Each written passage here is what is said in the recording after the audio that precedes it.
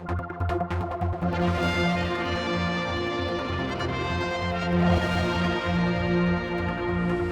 major scheme to redevelop Douglas Promenade has been put on hold. The new Infrastructure Minister, Phil Gawne, has called a halt just ahead of work that was due to start on the second phase.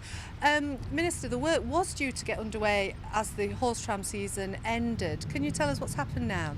Yes, this is something that I suppose inevitably any minister that takes on a new portfolio wants to question anything that's being done, and the actual promenade scheme is a big, expensive scheme. So I've had a look at this. Added to which, we've had various consultations ongoing. We've had meetings with different people. We've met with Douglas Corporation, also met with hoteliers and some of the retailers. And certainly the hoteliers and retailers were deeply concerned at the proposal with the way things were going, with the horse tram track being actually on the promenade, but at the side of the promenade. They were concerned about loss of parking spaces. So we had a look at this, and a suggestion had been made, well, why don't you put the track onto the promenade walkway?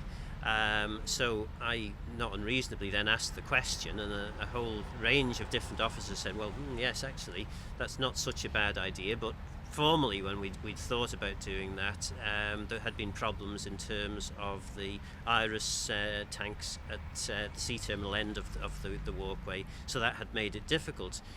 But I said, well, can we have a look at that to see whether that's resolvable or not? And they've now thought, well, actually, it possibly is. So we didn't want to crack on with phase 2 and then find that we've designed something which we then had to change again at a later stage. So that's why we delayed the start of phase 2 this month. And now I think we're taking the view that we should ask the public and indeed all the decision makers what their views are, whether we should go with the originally designed scheme or whether we should now look at another version of the scheme, which would be putting the tram tracks on the promenade walkway. Which to many people would seem like the sensible solution, to have them on the walkway. Why was that not considered originally? You were talking about the Irish scheme. Yeah, that was the primary reason, actually. And bearing in mind that the tanks are only run for a relatively short section, I think we did go back and question that decision and had another look at it, and certainly there have been some advances in technology and availability of certain things which have now allowed us to look at that as a reasonable option.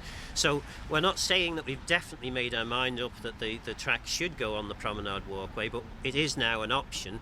Added to which, of course, we've had concerns expressed about the overtopping from the high tides that have become more frequent, and potentially by moving the tram track onto the promenade walkway allows us to incorporate in the foundations of that track foundations for a dwarf wall, which could also then stop some of the overtopping. That would be an additional cost, obviously, to the scheme, but bearing in mind this is a 50-year at least investment, bearing in mind that the existing promenade's been down for at least 70 years, I think it's probably worth putting a little bit extra in to get the extra security from not having the lots of stones and waves and things crashing over onto the actual road itself.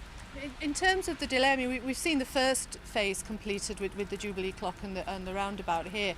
I think people would say that the promenade now is practically impossible to drive along.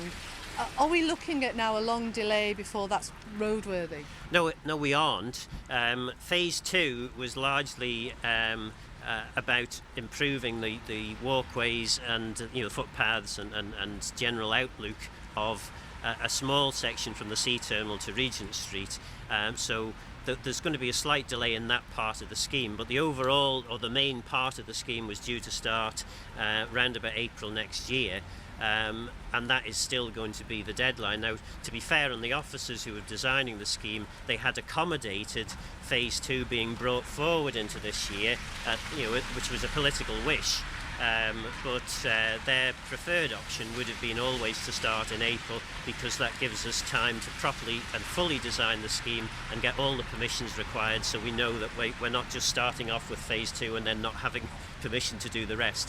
So I think the officers and the designers are much happier with the new way that we're going about things, and it will mean that when we do go to Tynwald, hopefully in either March or maybe April, we will have a complete package, a complete understanding available to Tynwald members, so they're fully aware of what is being proposed for the whole of the promenade.